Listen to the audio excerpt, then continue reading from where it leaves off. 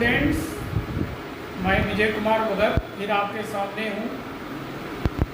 मैं अपना science academy भी चलाता हूँ, बराबर मैं हर वीडियो में परिचय देता रहता हूँ with Neeraj sir in chemistry and I am in physics. Today I am going to deliver the same chapter but with the new part, center of mass. I have done 5 parts in center of mass already. Part 1, part 2, part 3, part 4, part 5. Today I am going to deliver lecture on center of mass part 6.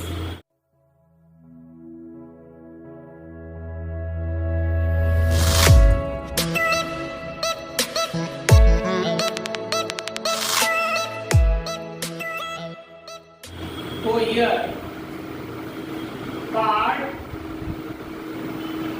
6, center of mass. तो in today lecture what we have to do, हम लोगों को क्या करना है यार? Today we will study velocity of a center of mass. Velocity of center of mass.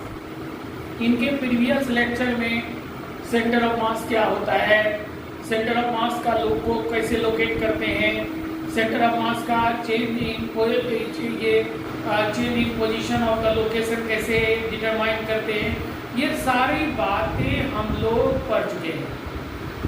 आज उनसे आगे बढ़ के velocity of centre of mass करने जा रहे हैं। सबसे पहला ये है position of centre of mass, और दिया जाता है by the position vector RCOM equal to M1 R1 vector plus M2 R2 vector plus M3 R3 vector by M1 plus M2 plus M3। ये तो एक जनरल रिप्रेजेंटेशन है in terms of position vectors, but in Cartesian coordinate system हम लोग कैसे कर सकते हैं, इनको ऐसे भी लिखे थे XUM, सेंटर ऑफ मास का x coordinate will be M1 x1 plus M2 x2 plus M3 x3 and by whole division M1 plus M2 plus M3। In the same way, y coordinate of center of mass will be M1 y1 vector, M2 y2 vector, M3 y3 vector and whole division M1 plus M2 plus M3। ये सब तो lecture पुराना हो चुका। और chain जब निकालने की बात आती है तो इसमें डेल्टा यूज करते हैं सारे, इसमें x में डेल्टा लगा देंगे, इनमें भी डेल्टा लगा देंगे, चेन इन पोजीशन में डेल्टा लगा देंगे। अब बात आ रही है velocity of centre of mass. Velocity of centre of mass निकालने का क्या फॉर्मूला होगा? तो पोजीशन वेक्टर को अगर डिफरेंशिएट करते हैं विद रिस्पेक्ट टू टाइम, तो एक न्यू डेरिवेटिव जो निकल के आता है उनको हम लोग काइनेमेटिक्स चैप्टर में ही पढ़ चुके हैं ऑलरेडी, उनको वेलोसिटी बोला जाता है। तो अगर हम इनका डिफरेंशिएबल फॉर्म में लिखें तो differentiable form velocity of centre of mass का फार्मूला बन जाएगा।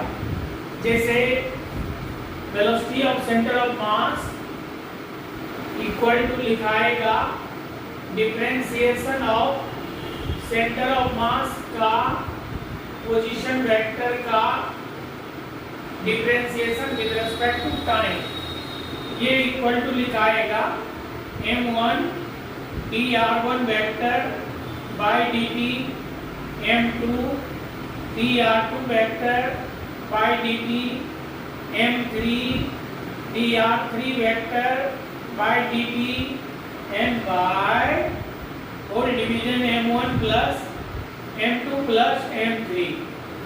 ये velocity of centre of mass निकालने का फार्मूला हुआ इन जनरल, लेकिन this formula can be resolve in X Y Z coordinates also.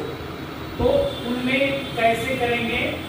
Velocity of centre of mass along x axis will be m1 v1 along x axis, इनको मैंने लिखा है v1, और m2 v2 along x axis, m3 v3 along x axis by m1 plus m2 plus m3 ऐसे लिया। Next क्या है? अगर velocity of centre of mass along y axis के लिए फार्मूला अगर लिखना है तो m1 v1 along y axis, m2 v2 vector along y axis, m3 v3 vector यहाँ छूट गया है, पूरा कर दिया आपने, along y axis by whole division m1 plus m2 plus m3, और इसी तरह से z कोऑर्डिनेट्स भी लिख सकते हैं। तो सेंटर ऑफ मास का जहां तक बात है, फार्मूला लिखना तो बड़ा इजी है, फार्मूला तो इजी वे में लिखिए। ये velocity of centre of mass का x कोऑर्डिनेट के लिए हुआ, ये y कोऑर्डिनेट के लिए हुआ, आगे z कोऑर्डिनेट के लिए भी इसी स्टाइल में लिख सकते हैं। लेकिन ये एक प्योरली मैथमेटिकल चैप्टर होने के कारण बगैर इनमें इलस्ट्रेशन एग्जाम्पल्स पढ़े इनको हम लोग सीख नहीं पाएंगे। एक इनका स्टार्टिंग हम कर रहे हैं, जैसे एक बहुत छोटा एग्जाम्पल से कि वेलोसिटी ऑफ सेंटर ऑफ मास कैसे निकालेंगे।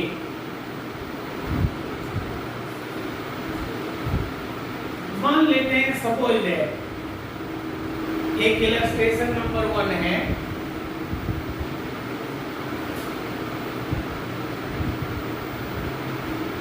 इलस्ट्रेशन 1,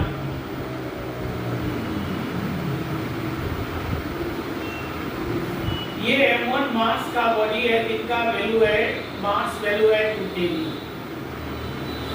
ये मूव कर रही है इधर 2 मीटर पर सेकेंड से, और इनके साथ ये एंगल बना रही है सपोज 30 डिग्री x के साथ। एक m2 मास है, वो है 5 kg, वो z एक्सिस की तरफ मूव कर रही है 10 मीटर पर सेकेंड से। एक मास है m3, ये है सपोज 3 kg, और ये इधर मूव कर रही है by making how much angle, मान लेते हैं 37 डिग्री का एंगल के साथ। और कितना वेलोसिटी है इनका? इनका वेलोसिटी है मान लेते हैं 5 मीटर पर सेकेंड। तो स्टूडेंट्स अभी के एग्जाम्पल में कितने मासेस है? 3 मासेस है, m1 है, m2 है, m3 है। इन तीनों मास का वेलोसिटी अपना अलग अलग है, लेकिन क्या तीनों मास का सेंटर ऑफ मास तो जरूर कहीं न कहीं होगा, और जहां सेंटर ऑफ मास इनका होगा वो सेंटर ऑफ मास का जैसे वेलोसिटी निकालना है हम लोगों को, तो velocity of centre of mass का जो फॉर्मूला है वो लिखते हैं, velocity of centre of mass equal to हो जाएगा m1 v1 vector plus m2 v2 vector plus m3 v3 vector by m1 plus m2 plus m3। लेकिन इनमें ये m1 है यानी 2, अगर हम यहीं पे वेलोसिटी का कंपोनेंट x और y ले लें, पहले से ऑलरेडी ले लें, तो ये काफी इजी हो जाएगा कैलकुलेट करना। तो इनका कंपोनेंट लेते हैं, इनका ये वेलोसिटी का x कंपोनेंट आ जाएगा, इधर देख लीजिए 2 है, ये इधर 30 का एंगल बना रहा है, ये आ जाएगा 2 cos 30 डिग्री i कैप। इनका वर्टिकल कंपोनेंट हो जाएगा 2 sin 30 डिग्री j कैप। हम लोग प्लेन में स्टडी कर रहे हैं, स्पेस में नहीं। प्लेन मतलब ये तल है, एक प्लेन में 2 कोऑर्डिनेट्स लेते हैं, x लेते हैं, y लेते हैं। अगर स्पेस में जाता तो 3 कोऑर्डिनेट्स लेते, x y z भी लेके बनाते। अब नेक्स्ट ये वाले के लिए लिख रहे हैं, ये 5 kg है और इनका whole and sole velocity negative y axis के तरफ है, इसलिए इसमें 10 बट माइनस जे कैप लगा दिए, और y एक्सिस के तरफ होने के कारण इनका x कंपोनेंट तो 0 आएगा। ये याद भी रहना चाहिए, अगर कोई वेक्टर x पे है तो उनका y कंपोनेंट 0, अगर y पे है तो उनका x कंपोनेंट 0 आना ही है। नेक्स्ट है, इनके लिए अब कर रहे हैं, ये है 3 और इधर इनका x कंपोनेंट यहाँ से तोड़िए 5 cos 37 but minus i cap plus 3, इनको 5 से मल्टीप्लाई कर रहे हैं, 5 sin 37 and j cap and by whole division sum of masses, मास हुआ 2 kg, ये 5 kg, ये हुआ 3 kg। इनको हम लोग अब आगे अगर सॉल्व करेंगे तो 2 2 जा 4 और cos 30 होता है √3/2 i कैप, 2 2 जा 4, sin 30 होता है हाफ j कैप, फिर यहाँ -50 j कैप प्लस ये, फिर यहाँ माइनस 5 3 जा 15 cos 37 निकालना है। तो इनका एक ट्रिक हम लोग देख रहे हैं, ये राइट एंगल ट्रायंगल है जिनका बेस 3 है, ये 4 है, ये 5 है, इनको पाइथागोरियन ट्रिपलेट बोलते हैं। ये एंगल 53 डिग्री होता है और ये एंगल 37 होता है।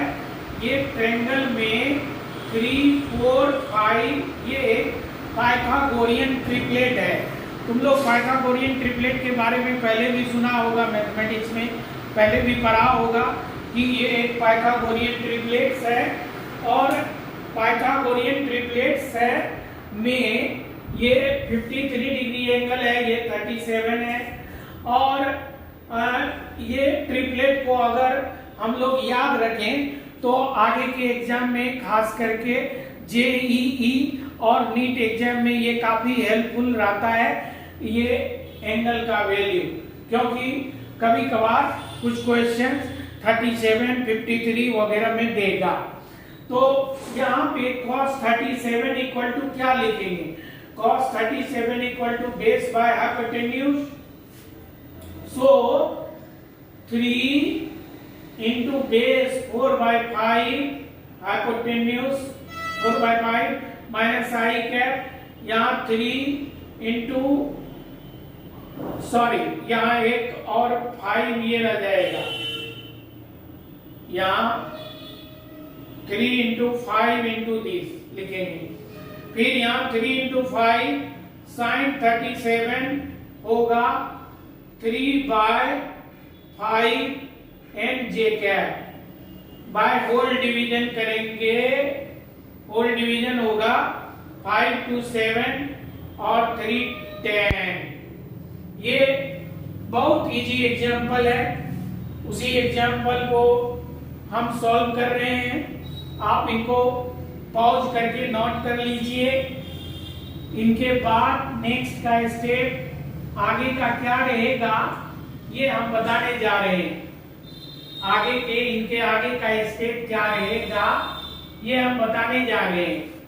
ये वाला स्टेप जो फर्दर आगे डील होगा यहां से कैंसल हुआ ये, तो ये आ गया 2√3i कैप, ये कैंसल हुआ, ये आ गया 2j कैप, यहां से -50j कैप, यहां से ये 5 कैंसल, तो ये 4 3 जा 12i कैप, यहां से 5 कैंसल, ये 9j cap and whole division 10 है। आई कैप को एक साथ लेना है, आई कैप को, तो ये दो एक साथ यहां आ रहा है 2√3 -12 आई कैप, और जे कैप एक साथ लेंगे तो देखिए तो ये 9 to 11 जो 50 से माइनस होने पे -39 जे कैप, जो लिखा जा सकता है 2√3 -12 आई कैप प्लस 39 माइनस जे कैप, ये वेलोसिटी ऑफ सेंटर ऑफ मास निकल के आया। अगर कोऑर्डिनेट हम लोग समझते हैं, रिजोल्व कंपोनेंट वेक्टर समझते हैं अच्छी तरह से, तो उनके हेल्प से ये समझ सकते हैं कि ये velocity of centre of mass का ये वाला x कंपोनेंट है, ये वाला y कंपोनेंट है, इसीलिए ये सेंटर ऑफ मास ये तीनों बॉडी का किधर चलेगा, एक्स वाई प्लेन में चलेगा। x के तरफ इतना वेलोसिटी रखेगा, y के तरफ इतना रखेगा, और इनका हम जब मॉडुलस निकालेंगे तो ये निकल के आएगा मॉडुलस 2√3 -12 स्क्वायर और -39 का स्क्वायर। इनको आप सॉल्व कर लीजिए, आंसर आ जाएगा। तो ये एक सिंपल सा इलस्ट्रेशन बताया हमने, इनमें नेक्स्ट करने जा रहे हैं अब इनके आगे।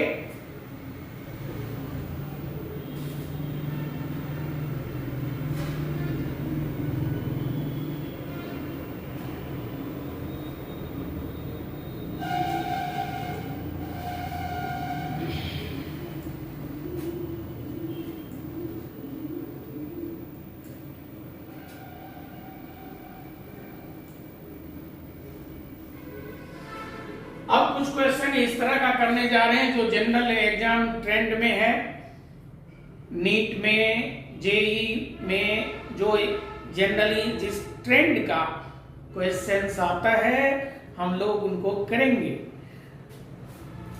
इनमें नेक्स्ट करने जा रहे हैं इलस्ट्रेशन नंबर 2। मान लीजिए ये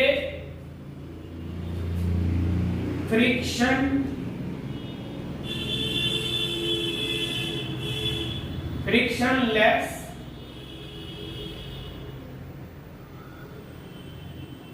रेलवे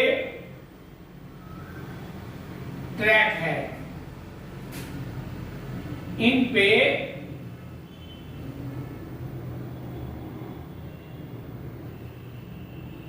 ये रेल रोड कार है, इनको हम लोग बोलते हैं रेल रोड कार। इन पे कोई पर्सन ऐसे है, ये पर्सन रेल रोड कार पे दायां साइड दौड़ना शुरू कर देता है। ये पर्सन को दौड़ने के लिए फोर्स चाहिए, क्योंकि पर्सन तो अभी रुका है, रेल रोड कार भी रुका है। रेल रोड कार पर्सन दोनों अभी रेस्ट में हैं। ये rail road car and person दोनों को मिला के बोलेंगे ये एक सिस्टम है। ये सिस्टम का सेंटर ऑफ मास कहीं न कहीं तो होगा, जरूर होगा। हमको उनको लोकेट करने की इनमें जरूरत नहीं है, क्योंकि location of centre of mass का ये क्वेश्चन नहीं है। ये नहीं कहा जा रहा है कि लोकेट द सेंटर ऑफ मास, लेकिन इतना जरूर समझ रहे हैं कि रेल रोड कार और ये पर्सन दोनों मिला के इनका सेंटर ऑफ मास जरूर कहीं होगा। और इन दोनों का सेंटर ऑफ मास फिलहाल अभी इनिशियल सिचुएशन में क्या है, रेस्ट में है। ना रेल रोड कार चल रही है ना पर्सन चल रहा है। इसमें रेल रोड कार का मास मान लेते हैं, हम लोग ले लेते हैं 160 kg और ये पर्सन का मास ले लेते हैं 40 kg, ये मास है। अब ये पर्सन रेल रोड कार पे दौड़ना शुरू कर दिया, तो दौड़ने के लिए इनको मोशन में आने के लिए हम लोगों को पहले से मालूम है कि इनको एक्सटर्नल फोर्स चाहिए, इनके बॉडी के बाहर से फोर्स इनको मिलना चाहिए।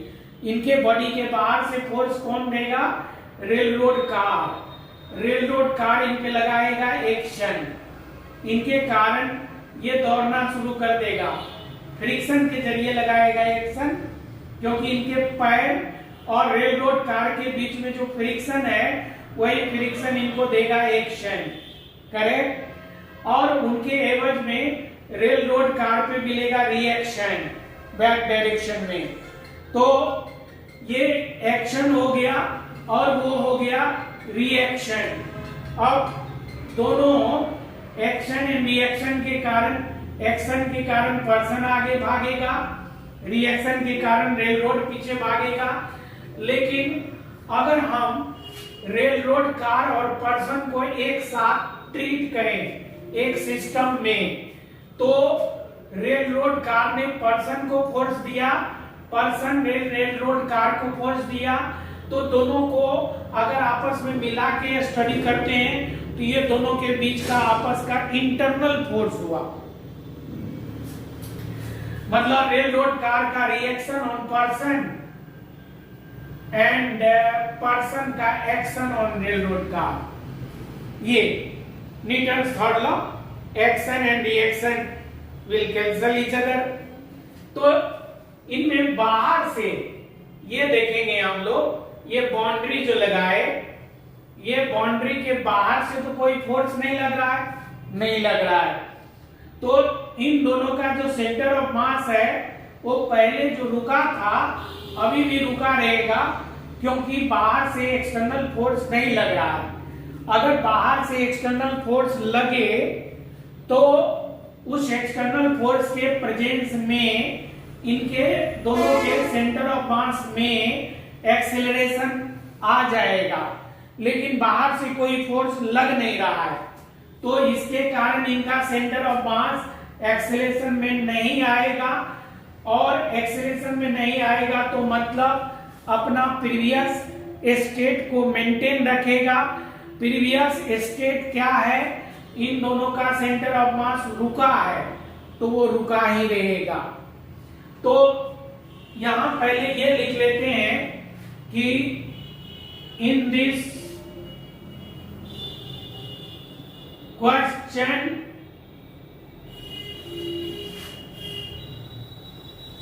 Centre of mass of the system,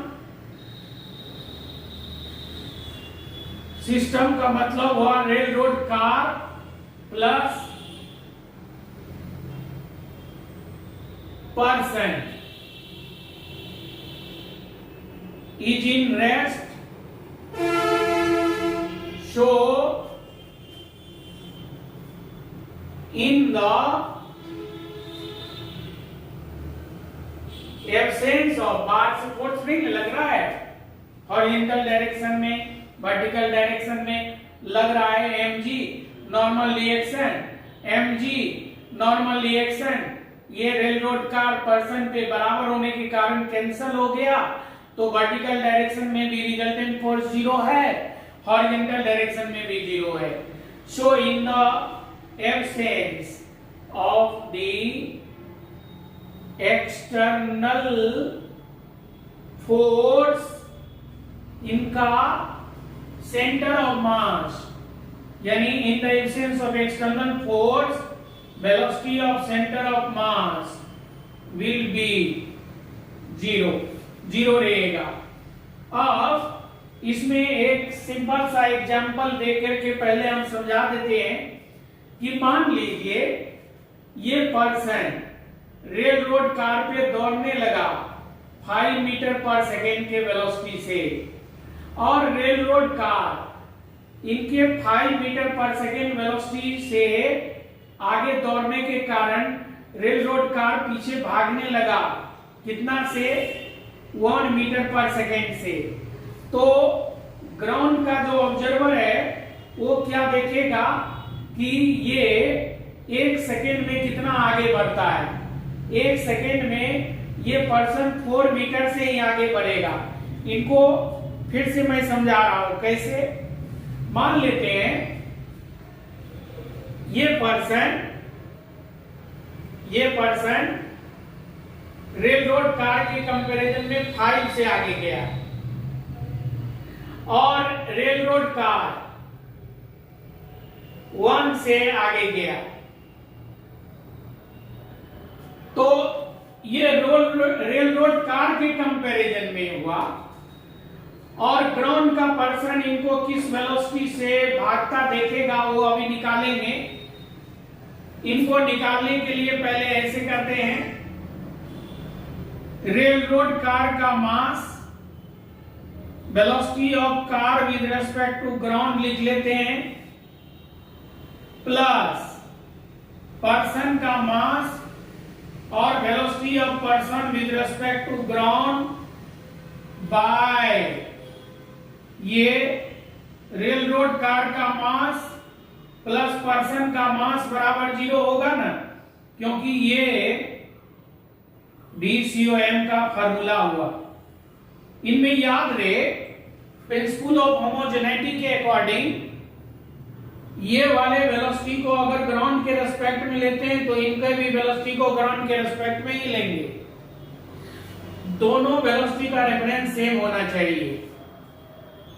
अब आगे क्या कहा जा रहा है इसमें, मान लीजिए इसमें यह कहा जा रहा है कि suppose person is moving on the rail road car with 5 metre per second with respect to the car के रेस्पेक्ट में 5 मीटर पर सेकेंड से दौड़ रहा है। कार पे मतलब कार के सरफेस पे 1 सेकेंड में वो 5 मीटर से आगे बढ़ जाता है। तो ग्राउंड वाला ऑब्जर्वर जो देखेगा उनको तो 5 मीटर ही ये आगे जाते नहीं दिखेगा, क्योंकि उनको दिखेगा कि कार भी पीछे भाग रहा है, तो उसको ये अपने जगह से कितना आगे जाते दिखेगा, यही क्वेश्चन है। ग्राउंड का ऑब्जर्वर कितना ऑब्जर्व करेगा ये वेलोसिटी को, तो उसी को करने जा रहे हैं। तो इनमें क्या करेंगे, अब हम लोग मान लेते हैं कि रेल रोड कार का मास है 160।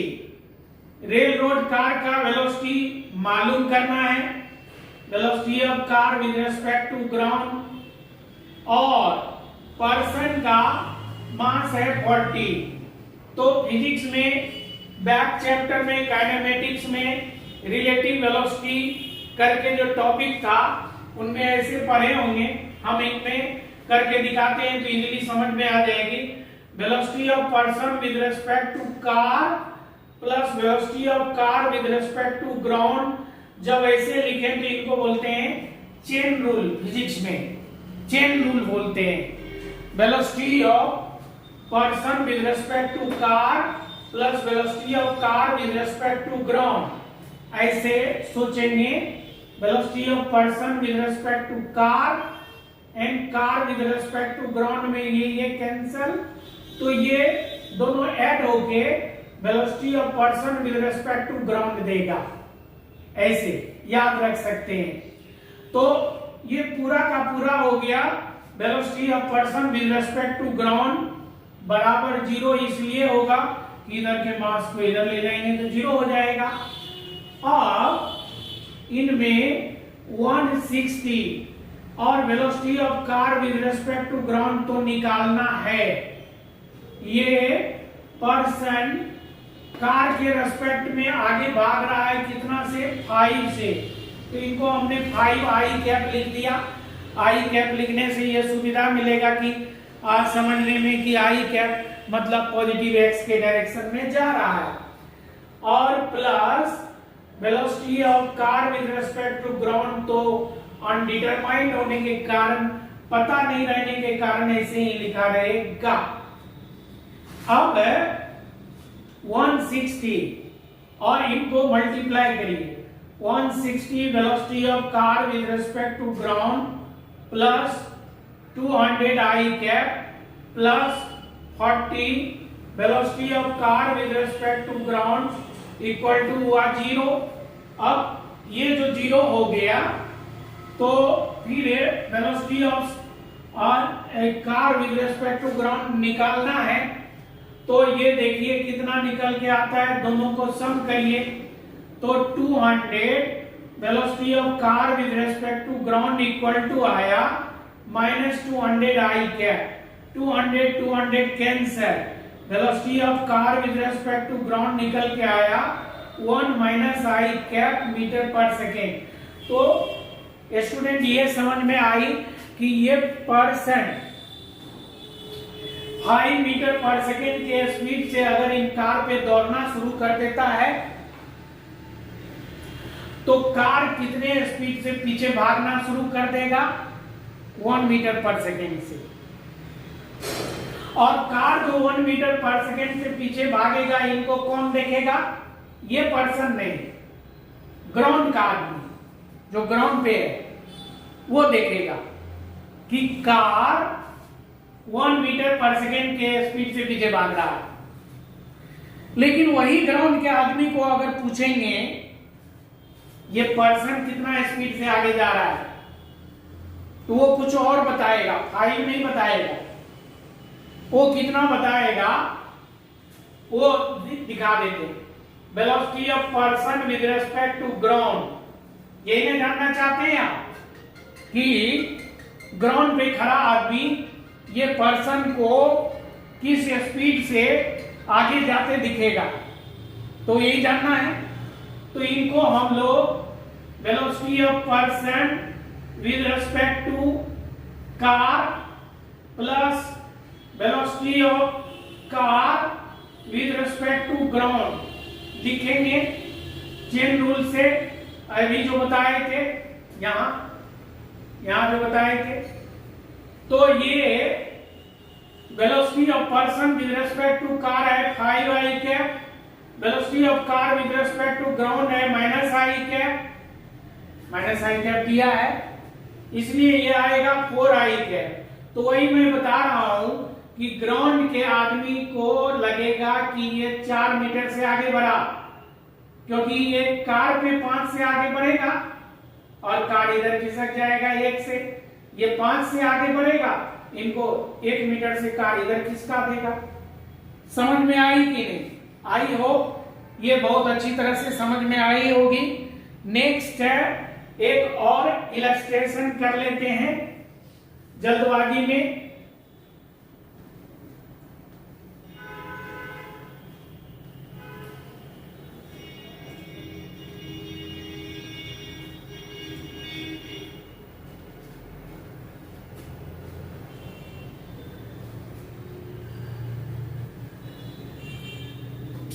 हालांकि ये वेलोसिटी ऑफ सेंटर ऑफ मास से तो रिलेटेड नहीं है, लेकिन ऐसे देखिए ये चेंज इन पोजीशन से ही रिलेटेड है। इलस्ट्रेशन 3, जैसे ये स्मूथ है सरफेस है फ्रिक्शनलेस, इन पे एक ट्रायंगुलर ब्लॉक है, ऐसे ट्रायंगुलर ब्लॉक के यहां पे एक m मास का ब्लॉक रखा है। ट्रायंगुलर ब्लॉक का मास हम 4 kg ले लेते हैं, ये साइड 4 मीटर ले लेते हैं, ये साइड 3 मीटर ले लेते हैं, और ये तब तो 5 मीटर होगा ही, पाइथागोरस थ्योरम से ये मास 1 kg ले लेते हैं। ये ट्रायंगुलर ब्लॉक का जनरली बुक में नाम क्या दिया जाता है? वेज। ये वेज पे ये 1 kg का ब्लॉक रखा है। 1 kg का ब्लॉक ये फ्रिक्शनलेस सरफेस है, तो यहां जैसे रखेंगे टब से, फ्रिक्शनलेस सरफेस होने के कारण ये यहां टिका रहेगा या स्लिप होके नीचे आ जाएगा, तो स्लिप होके नीचे आ जाएगा।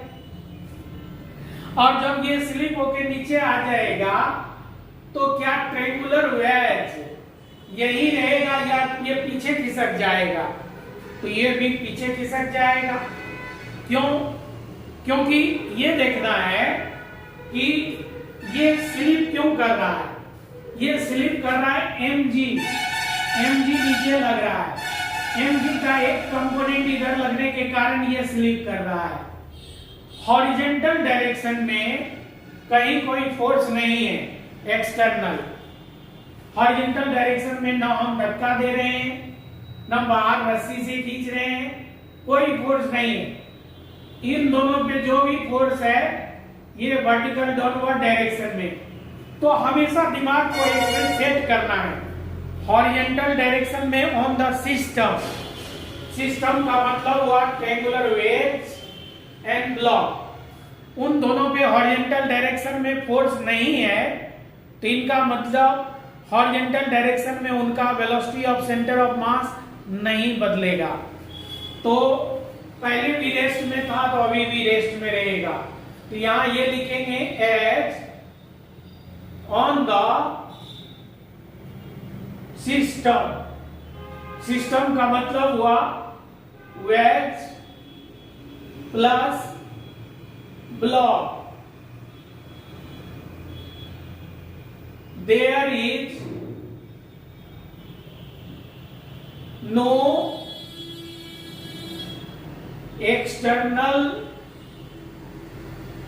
force in a horizontal direction, so acceleration of center of mass in horizontal direction will be 0 और acceleration of center of mass will be 0, तो velocity of center of mass along x axis will be 0। Differentiation of this, ये सब लिखने से ही आपको फटाफट समझ में आ रहा होगा। और ये अगर ऐसा है तो दो ही चांस निकल के आता है। Velocity of center of mass along x-axis either will be 0 और constant। लेकिन हमको ये देखना है, यहाँ ये पता करना है, जब वेज पे ये ब्लॉक रखे थे उस समय में हॉरिजॉन्टल डायरेक्शन में इनमें कोई फोर्स नहीं था, ये हॉरिजॉन्टल डायरेक्शन में कोई मूवमेंट नहीं था, सॉरी हॉरिजॉन्टल डायरेक्शन में मूवमेंट नहीं था। तो इसीलिए therefore velocity of centre of mass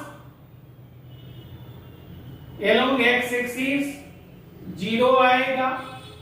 और जब ये 0 आएगा तो फिर वेलोसिटी को डेल्टा XCOM या dt लिखते हैं ना, dx/dt लिखते हैं ना, बाय डेल्टा टी बराबर 0 हुआ।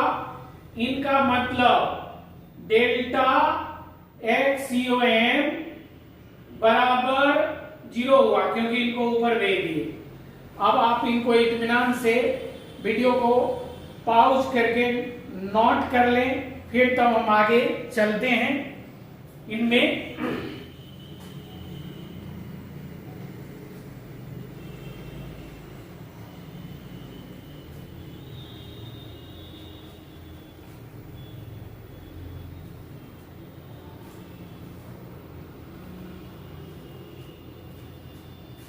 तो ये डेल्टा XCOM जो निकल के 0 आया इधर, यानी दैट इज डेल्टा XCOM निकल के 0 आया।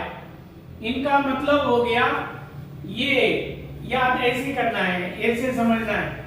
ये जब नीचे आएगा तो ये कितना आगे बढ़ेगा वेज के तुलना में, तो ये डेल्टा एक्स COM होगा mass of the wedge and displacement of wedge with respect to ground, ये डेल्टा हुआ, plus mass of the block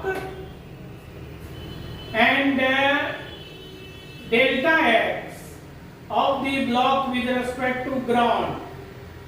अच्छा से इसको ध्यान से समझना है, तब कहीं कोई प्रॉब्लम नहीं आएगी। ये सब जेई नीट का मैं बता रहा हूं सच में, और बहुत इजी है, बहुत इजी है अच्छी से समझने के।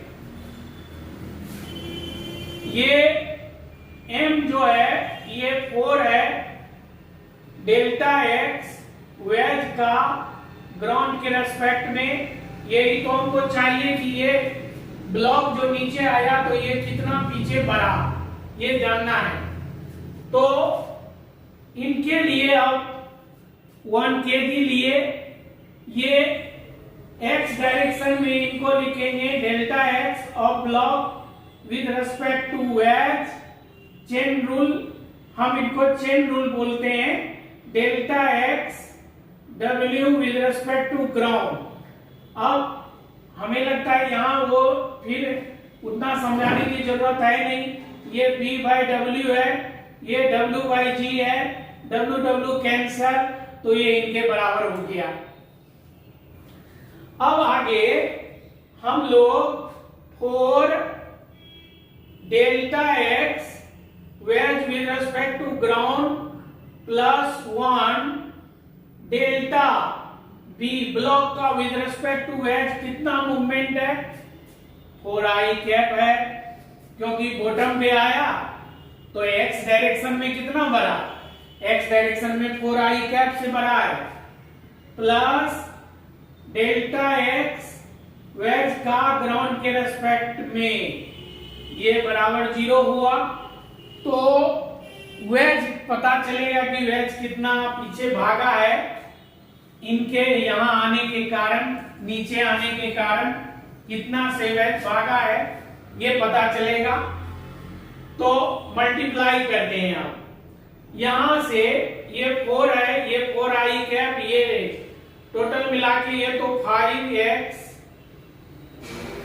डेल्टा x वेज का ग्राउंड के रेस्पेक्ट में हुआ, plus 4i cap equal to 0 हुआ, यानी डेल्टा x वेज का ग्राउंड के रेस्पेक्ट में 4i कैप बाय 5 हुआ, ये माइनस 0.8 i कैप हुआ, यानी 0.8 एंड माइनस i कैप का मतलब समझ गए कि वेज कितना पीछे भागा 0.8 से।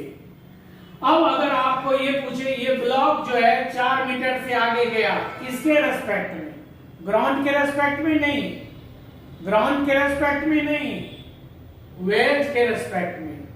ग्राउंड के रेस्पेक्ट में आपको निकालना अगर है, यहां डेल्टा एक्स ब्लॉक ग्राउंड के रेस्पेक्ट में, अभी तुरंत इसी टाइप का प्रॉब्लम बनाए थे, देखिए यहां लिखा हुआ है आपके सामने।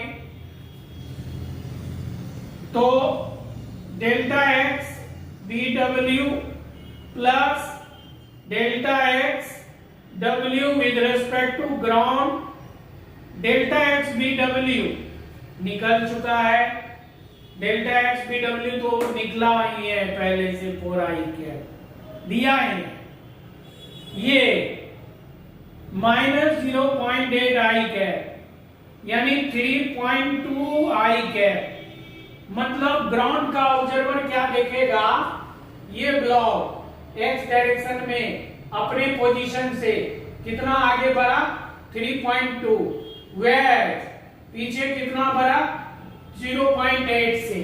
तो ये वेलोसिटी पर तो डायरेक्ट नहीं था, वेलोसिटी से चेंज होते होते यहीं पे आ गया, लेकिन आप फ्रस्ट्रेट मत होइए, डिसअपॉइंटेड मत होइए, इनमें हम और भी लेक्चर लेके नेक्स्ट अगले एपिसोड में आएंगे।